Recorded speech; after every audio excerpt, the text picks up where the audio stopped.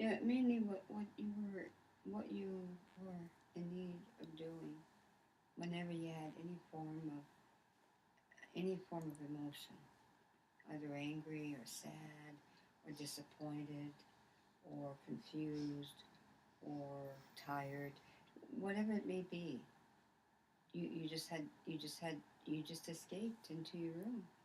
And then when you got into your room, because I would often, as soon as I saw you take off, I would be concerned, so I would go and check on you to see if you were okay. And then each time I'd come in, you'd always go, "It's okay, Mom. I want to be by myself. It's okay." And then you would be either talking up a storm really loud to yourself about whatever it is, or cry, or jump on your bed, or whatever it is that was happening. And you needed to do this by yourself. You didn't want anybody around. You didn't want Agnes around. You didn't want me to come in. You didn't want anybody. So I would respect that because you needed your space and you needed to be respected and to be alone. I guess because of the gross lack of awareness of autism at that time, what did the teachers think? I mean, what were you thinking? Because that lack of awareness, did you just think that I was a little bit very bright, or that I was just had my own quirks or something like that? The school system thought you were an exceptionally bright child, and that was one of the reasons why you you were above on a maturity level and an intellectual level, um, higher than most of your peers, and you couldn't relate very well with them for that reason. That's what they thought. That's what they believed. Because you did function very well at school. You were not always happy. Organizationally, I struggled a lot, and they were always very hard on me. It was very bad. I actually had a tower of materials on my desk that was leaning, and one of the teachers used to joke that it was the Leaning Tower of Pisa and stuff like that, you know, because it was like this tower of books and whatever, you know, that I couldn't fit into my desk because I wasn't organizing my desk, and they were treating it like it was an attitude problem all the time. And I remember you knowing, at least on some level, knowing that it wasn't, but not knowing what to make of it, that I was just struggling with the organization. It was just hard for me. And now that I think about that now, that was probably actually dyspraxia, the difficulty in fine motor planning. It's true, you did you did have teachers confused because they'd say, "She's very, very bright, but she's not motivated." And I'd say, well, it's not really a motivation. It's something else that's happening, and I'm not quite sure what, but it isn't. It hasn't anything to do with that. I basically didn't get assessed for a learning disability because I was bright, and they assumed, and that back then it wasn't understood that paradox was not understood. They thought it was a lack of motivation and a bit of a laziness. And I said, well, she does tend to seem lazy, but she's not.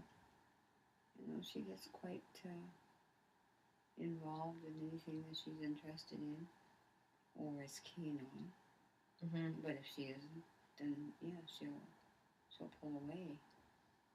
What did they say about my sports? Because I know that you... Oh, sports. Well, that was a real big issue. You were not at all coordinated. And you were not, as a result, interested. Because you felt, because you were very bright, you felt, awkward. And you didn't like your peers to see that awkwardness. And you felt that they were all better than you because they could and you couldn't, and so that was a big issue for you. So you didn't want to get involved, Did you see that the school was causing me a lot of low self-esteem? Well, in relation to the gym, because I often had to go in and I sometimes had a couple heated discussions with the gym teachers because they were all so bad for the expectation of how you should perform and all that stuff. Mm-hmm. And I would go in and we just didn't agree, because I didn't think it was fair on their part to not be understanding. Mm-hmm. And I just simply, at that time, you thought that sports were simply not my thing, and I shouldn't have to play sports specifically. Yeah, no, because I stood in support of you over that, and there were I was times also when struggling with lethargy too, a little bit physically. Yeah, and no, that might have been, also to do with my physical issues, the Ehlers-Danlos things that I didn't know about back then. You had a hard time with that. That was a genuine problem that you had, and it wasn't. It had nothing to do with laziness. And doctors always passed me off. So you would ask, and I would ask, and they would laugh and say, "Oh, you're a big girl. You're fine. You're healthy," or something like that. Wrong with me, and they just thought I was complaining even back then. Well, they didn't know.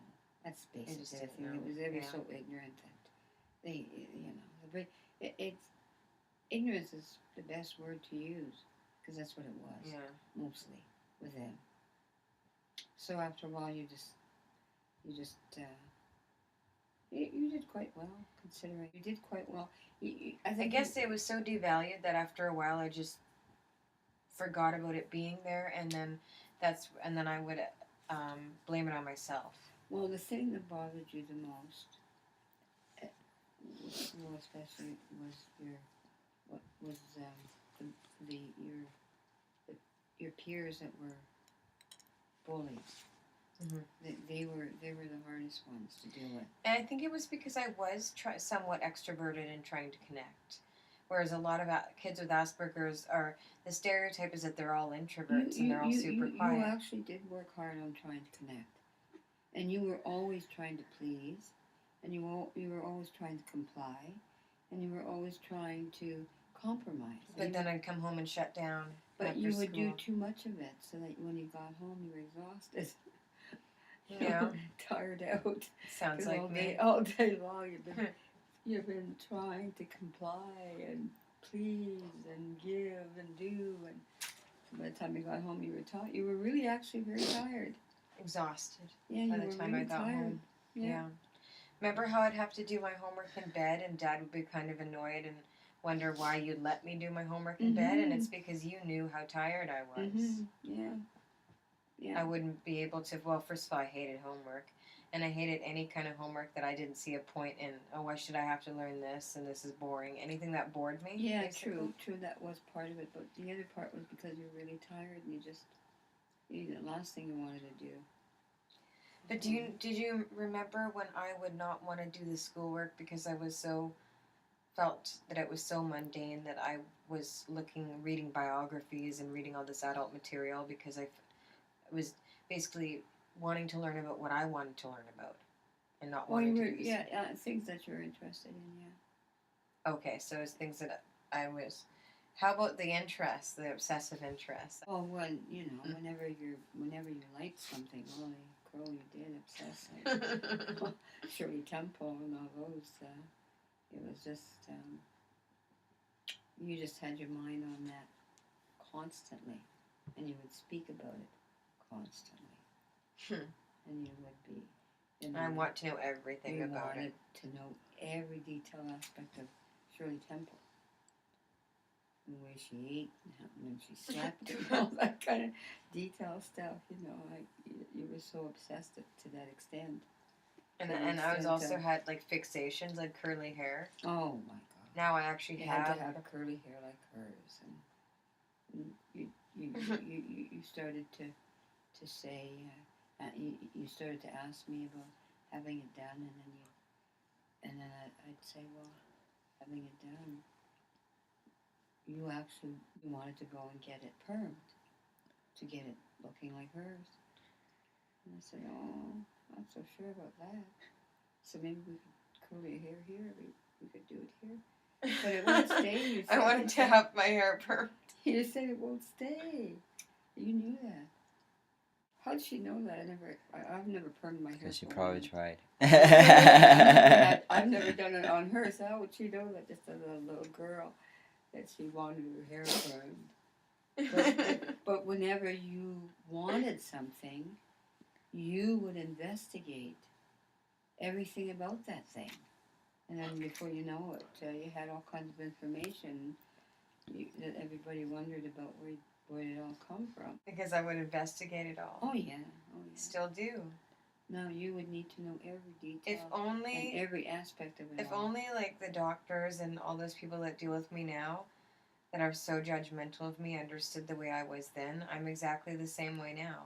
No, I haven't changed. It's just Mm-hmm. I'm the same way with that stuff, you know, with not needing to understand my health conditions. So looking it all up and needing to investigate. I just investigate everything. I'm like an investigator. And that's good, actually. That's a good sign. Well, it's good, but it can get extreme, you know. Well, I mean, only if you view it as a negative and it start obsessing to the point where it keeps you up all night long, kind of thing. Yeah, or attributing this and that, and it's complicated. But I just had a memory. Well, there's nothing at all wrong with obsessions. That's why so many very highly successful people are, because they're very obsessed. If they're not depressed when they're obsessed. Well, that's that part you do have to deal with. I think the fibromyalgia has gotten me into a depression, and then that makes it a depressive obsession, which is not a good. Well, you've done a few. A happy obsessive is more fruitful. I have to go back to something. You just don't want. You don't want to become destructive. Yeah. Well, that's what depressive obsessing is. Do you see the difference, Nelson? Like when you're depressed, you're obsessing. It's really negative, but when you're happy and you're obsessing, it can be brought to fruition more. You know, it's more constructive instead of destructive. Well, yeah. But I just wanted to point out something. I had a memory. We were talking about the curls, about perming the hair. You got me those curling rods, and I was so excited about it. I remember actually feeling elated. Like, I would get these feelings of elation, and I would actually, like, jump on the trampoline and think about curly hair and how I was going to have curly hair and stuff. And I had this, like, and I, like, put curlers in my hair. I had you help me put curlers in my hair, and then I couldn't sleep. I was so excited thinking about the result in the morning. And I was like, and then I was like imagining it like an infomercial. I was like imagining a photograph of me with different like ways that it could turn out. And it was like option A, and then it was like curls, and it was like option B, and then it was like more like tighter curls. That kind of thing. Yeah, and then I was like option C. And, like, I was thinking about, like, all these different, like, options. And then I remember option D, and I didn't like option D, and I was like, no, not that. Oh, it's myself. That's the way you were, yeah. I remember that. You were that way with food, too, as I remember. Oh, God. Oh, my God. That was a tough one for me at times. Being obsessed with having a certain food? Yeah, and it had to be on your plate a certain way and all that kind of stuff. And, you know, if I put it on your plate and it wasn't quite the way you'd like, you would rearrange it all. I'd come out to see how everybody was doing, and you had rearranged all your food the way you wanted it. I don't like my food touching. You wanted your salad Still don't here, like my food touching. and you wanted your meat here, and you wanted the potato over here. And if I had set that any other way, you would rearrange it all. You didn't want, and then you'd be very careful how you ate. You would eat one thing at a time. I remember having strange... And nothing could touch anything. No, I didn't want anything to touch anything. I remember having strange language, like, I would like a slight amount. Things like that. That's true. I was a little bit more weird than that, actually. With your food? Yeah.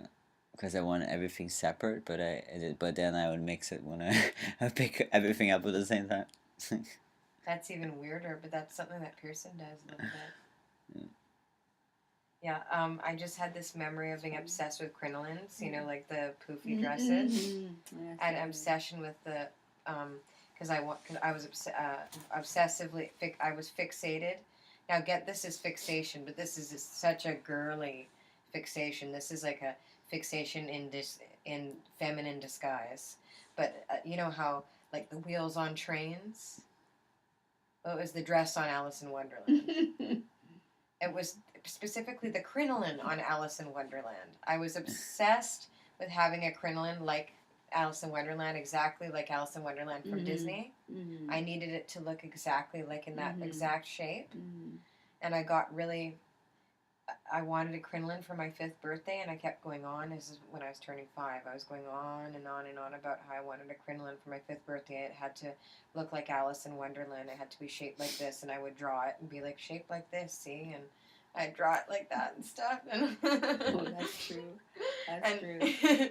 And then you took me to that one of those nice like, I think it was Marks and Spencer or something when Marks and Spencer was around, and I was really upset by the fact that there wasn't get this. I was really upset by the fact that they didn't have dresses with crinolines with them like Alice in Wonderland's dress with an apron and a crinoline with it. I was sure that they would have this, and I guess it wasn't realistic because it was too fantasic. And I was like completely obsessed with finding a dress of that shape with a crinoline and expecting it to be there. I wanted it to be blue because it needed to be like Alice in Wonderland. I was very upset to discover that there was no such dresses that existed like that. Oh yeah. I was very that they didn't have dresses with a crinoline. They only had slip-on crinolines that you put underneath a dress, like a slip for under. You put the slip. It's like a slip, right? Like underwear, a slip with a crinoline. You put it underneath the dress. And I was like, why don't they have, like, I was having a meltdown over that. I was like, I said, that's too complicated, or that's too much. Why can't they just have a dress that has a crinoline? No, I just thought that it was so unnecessary. And why would they have to overcomplicate it by having a slip when you can just make a dress with a crinoline? And they were trying to explain to me, well, I was going on to the sales lady, and she was kind of like, okay. She was like, well, sweetie, then you can put it on any dress. And I'm like, yeah, but I know, but I'm searching for a dress, and I thought you would have it. Or I'm searching for a dress that has a crinoline. And then I didn't want to buy the crinoline. I didn't want to buy the crinoline because I was too annoyed that they didn't have. So I ended up settling on a blue dress that had a round shape to the skirt. That, was a little bit like Alice in Wonderland because it had those sleeves and a round shape. And it was quite close to the Alice in Wonderland dress. But there was no crinoline. And then after I bought it, 2 days afterwards, I started to regret it because it wasn't... I started to perseverate over the fact that it wasn't what I wanted. And that I should have got the crinoline. I should have got the crinoline. The slip. I should have bought the slip. I could have put it under my dresses. I thought I would have rathered the Alice in Wonderland shape dress, but in the end I realized that I wanted the crinoline. That's what I really wanted. And then I was like still annoyed. And to this day I'm still annoyed. Part of me has this like I'm still upset because I'm like, I wanted the crinoline, damn it. Oh, I know. I should have bought the crinoline. That happens so many times. And I'm not a little girl anymore, and crinolines are just silly. But I do have a tutu. It's rainbow. I remember, just going back, now that we're talking about all this stuff, I remember I used to make homemade stew. And everybody would have their bowl, of course, stew. I would come out, and there you were, picking out all the stew. Meat had to be in one place, potato in another, carrot in another, all of that. And you would go in the kitchen and you'd pick out some little plates, and you'd have all this in these little plates. Potato here, meat here. Oh my goodness. That was the point of a stew. I said, Natalie, They're supposed to be together. And you'd say, well, I won't eat it together. I just have to eat one here first and one here after and then one here after. It'd say, well, how can you do that? You'd say, like this. And then you would take your fork and you put your fork in the meat, and you go to the carrot, and then you go to the potato. Put it in your mouth. Keep it all together. He said, no, I don't like them like that. This is the way I like them. I said, okay. So I gave up long after that. I gave up. Let you do your own little thing. That's funny.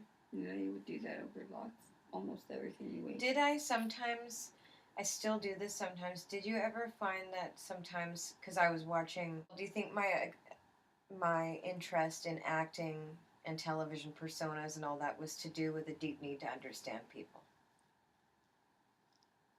Yeah, probably. And you had a very deep need to understand people, yeah. To the point that I'd actually obsess with certain personas and stuff like that. Oh, definitely. You had to know everything about them. And if you didn't like someone or a personality, you just tuned right out. You just didn't want nothing to do with them. Even if it was a close friend of mine or so, if you didn't like that person, that's it. You wouldn't even come into the room where that person was. I wonder why that was, maybe. I remember once I had a friend that would come and see me once every couple of weeks, and you didn't like her. Yoke. At all. Her name was Yoke. You did not like her at all, and you didn't even want to come into the room because she didn't like kids. Yeah, that's true. And I could sense it. She wasn't very fond. I could sense it. And you didn't even want to be around her. You as soon as you would come into the room and see that she was there, you would just quietly walk out. You wouldn't even say hi to her. Just quietly walk out. Just avoid. Mm-hmm. I still do that. I still avoid people. I don't really actually like conflict, which is just walk away. It's very silly. Now, this is very erroneous. When I was younger, funny that you didn't like it, that you remember that it was Yoke. Yeah. Yeah. And she didn't like kids. Mm-hmm. No, I was just saying about the thing that about all this stuff when I was younger, when I was getting upset and having all those meltdowns when I was a teenager and stuff about this borderline stuff. Really, if I were truly borderline, I wouldn't be so sensitive to conflict. I would want conflict, right? And yeah, no, I would have no qualms about being in conflict. I don't see any borderline either, at all. Oh, it's absurd. The only thing that there probably is that I was probably always having a mood issue, which is very part and parcel with autism. Mm-hmm, of course. Yeah. But that's different from borderline. Very much. The rest is just trauma. Completely different. Yeah. It's completely different. It's just seen as similar. So ignorant. It's a sham. Quite frankly. No value to her words.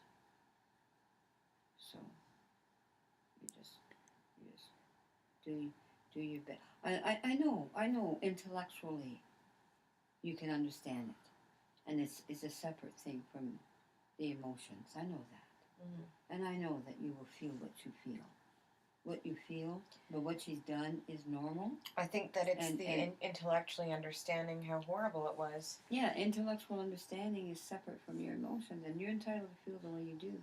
I think intellectually understanding how horrible it was combined with the emotions is the worst part. Oh yeah, but you will heal eventually as you see. Yeah.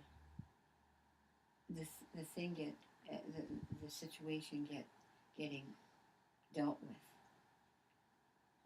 As you see that it's being dealt with, then you'll feel a little stronger, and then a little more supported, and a little better, and then you'll start healing. You know, she's not worth making yourself sick over. Very scary. because she's in you know, in the psychiatry. Yeah, it's scary. authoritarian It's scary to have that much position. power. That's pretty sad. Yeah. Do those kind of things. Sociopathic.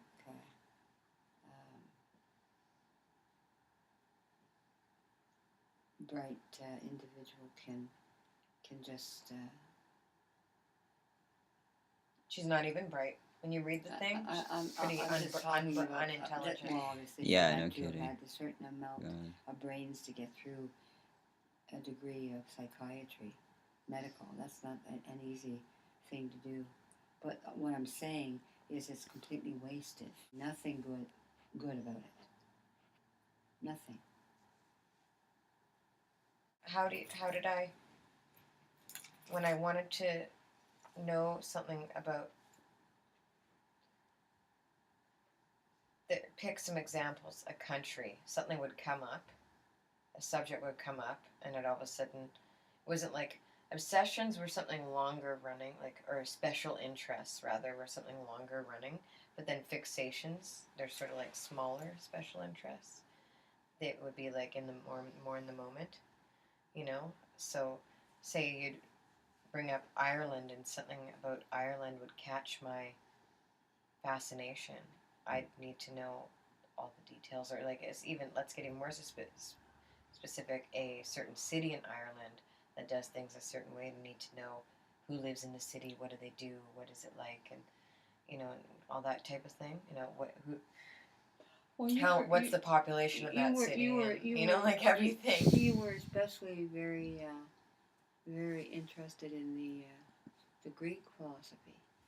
You were but oh, I had cultural obsessions with Hungary. Yeah. For some reason. Oh my God. You know, remember when I went to the folk fest and Shaha Yugoslavian? Wow. No, well, on about that for a while. Yeah, about Yugoslavia. You know, everything. Yeah, what they dressed like, what food they ate, what Shaha's favorite dish was. What a dork. Kind of stuff. It's dorky. Where her town was exactly, you know, what kind of dress that she wore when she lived in that town, what she was able to do and not do, all kinds of details. Well, I used to think in my Asperger's mind that I used to picture Shaha when she'd tell me that they did dancing back in her town. I used to picture Shaha in her Yugoslavian town wearing a traditional Yugoslavian dress. Yeah, oh yeah. Oh yeah. I used to ask her.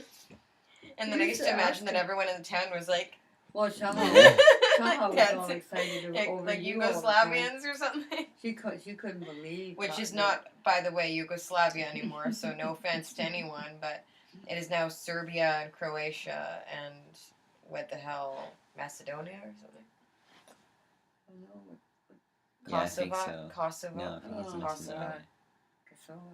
I don't know. I know that at the time she was so she was taken out. She couldn't believe the kinds of questions you would ask her. She never had an answer. She thought it was funny. She thought it was funny. She would just laugh her head off. Yeah, she was like. And then I would call personality. Yeah, she had that laugh, and I used to call it a siren laugh because it was too loud for me. Yeah, that's true. I'd say, "Stop it, Shaha! Your laugh is too loud for me." Yeah, that's true. That's true. Because she did. She laughed really loud. It used to scare me when she no, laughed. No, she did, and she had these big teeth, right? So she was also afraid of her big teeth for a while. You'd ask me, "How come my teeth are so big?" No, she had a gold tooth, and I asked her one time. You know why? Do you out of nowhere, I was so like shy, but I was so curious. I just wanted to like see if it was real or what it was made of or something. Yeah. Because it was like tripping me out. It was like in Austin Powers, like when the guy is like mole, mole, mole, mole, and he's like distracted by the mole. You know, the guy has a mole on his face, and he's like, mole. I was like that with her tooth. All the time I was like distracted by it because it was right there. And I was like, one time, I was like, Sean, can I touch your tooth? And like that. And she was like, oh, sure, honey. And I was just like, okay. I was like, okay, thanks. Yeah, no, she was always like that. She was always like that. Oh, yeah. She laughed her head off, too. She's full of energy. And I was actually surprised you did so well with her. Well, she used to. I loved her, but she would scare me. Yeah, no. At the same time, like her laugh. All over you. people with Asperger's struggle with, I don't know. Danielle said she struggles with this too. I don't really know if you do, but sometimes people with Asperger's struggle with people like making a big deal out of certain achievements, but maybe it's because they're afraid they're going to fail next time, or that they can't keep up the consistency. Like they're afraid that, that they're, I don't know, it's weird. Danielle said she felt weird about that too. When people were like singling her out, being like, oh yeah. Like with my music, that's why I actually don't share my music that much, because I get I want it to be like big on the CD, that people think it's great when it's all on a CD and stuff. But I really, really don't like just serenading people and then people being like, oh wow, you have such a good voice. And I feel really weird about it, or I feel like the pressure to like live up to it next time or something. I don't know, it's weird. It's just uncomfortable. I honestly don't like the attention. I just like the feeling it gives me when I'm like on stage or something. I'm not doing any of this video stuff for attention anyway. I'm doing it because I'm sharing and I'm learning about myself, and I'm also you apparently need teaching other people. gratification through your music, but you don't necessarily gratification, want not attention. Yeah, you want the gratification. Same with the videos and same with the writing. Yeah, yeah, and so when you get the attention, people think it's tension. It makes you feel awkward. It does actually. It honestly does. It honestly. Because that's not what you're seeking. You're seeking gratification. And that's actually not what I'm seeking. And may think I made a mistake in that way. But some people, that's exactly why they do it, for attention. But you're not doing it for that reason. You're doing it for gratification. Big difference. I think that yours is learned. You've seen your dad be that way all your life. That's the way he operates. What? Going out there and socializing and talking to everybody and all that kind of stuff, and very different behind closed doors, where he wants to be alone or he isn't associating as much. That's true. As for me, it was a one-on-one that I do very well with, but I used to go to all these parties. I don't really. He was all over the place, and I don't do as well, and I don't do very well in groups. They make me anxious. I actually do better in them when I'm actually like performing or leading or speaking, and I have a harder time being in the group as autonomously, but at the same time, I know I need to learn to be like. Yeah, well, because of the aspect of your career and so on that you're running and going and directing your attention onto, that you know that you have to, so you're trying to, but it's also, as I mentioned, a learned behavior. You have seen that, so it's sort of in your gene and part of something you've learned. I'm much better one-on-one if it's like interpersonal, like I don't know, it's either one-on-one. Feeling-wise, you prefer it to be one-on-one. Feeling-wise, yes. If it's going to be addressing a lot of, like, many people, it's much better, like, a YouTube video, or YouTube videos really help me get my feelings out and my thoughts out. I don't know why that is. I guess because I'm not having to have a reciprocal conversation. I'm not having to have a reciprocal conversation with somebody, but particularly somebody that I don't know. My conversations are pretty one-sided, and I don't mean for them to be. I try not to do that, but it's hard for me because I can't help it. I've always been like that one-sided conversation. Okay. Did I always do that? Yeah, you always have, yeah. Have like try to have a one-sided conversation. Having a harder time listening, having a hard time interrupting. The interrupting one is really hard because also it seems really hypocritical. Part of the one-sidedness is because I'm better actually spewing out this way than comprehending. I'm impatient with, I get frustrated. I'm slower. You see, I do okay with you because you do use animated facial expressions and gestures. I have a hard time. I actually have an easier time with cultures or people. See, but you're French Canadian. Cultures are people that are more expressive with their hands and their faces. I have a hard time with the Canadian culture that isn't. They're subtle in their emotions, and I can't pick it up as well. Well, the white Anglo-Saxons are very much that way, and they're hard to read. So yeah, you're not as comfortable with that. I also do much better with other Aspies that I also get along much better with other Aspies that are like me. It's gestures, so a lot of gesture movements when you do, like no. Anyway, I'll see you tomorrow. Thanks.